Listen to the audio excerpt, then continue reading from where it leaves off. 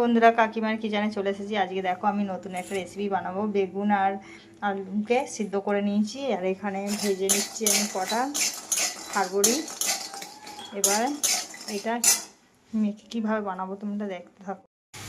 এবার দেখো আমি একটা লঙ্কাকে ভালোভাবে ভেজে নিয়েছি আর নিয়েছি একটা গোটা পেঁয়াজকে ভেজে নিয়েছি। এবার আমি বড়িগুলো এভাবে একটু ভেঙে নেবো ভালোভাবে, যেন আলু আর বেগুনের সঙ্গে মাখা হয়। আলু আর বেগুন সিদ্ধ করে বড়ি দিয়ে এইভাবে মেখে খেয়ে দেখো, দারুণ টেস্টি। গরম ভাতের সঙ্গে এগুলো আমি এতে অ্যাড করে দিলাম। এবার ভালোভাবে মেখে নেব।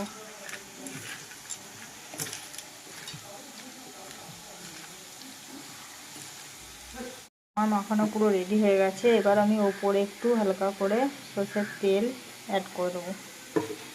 রেডি আমার বেগুন আর আলু দিয়ে বড়ি মাখা।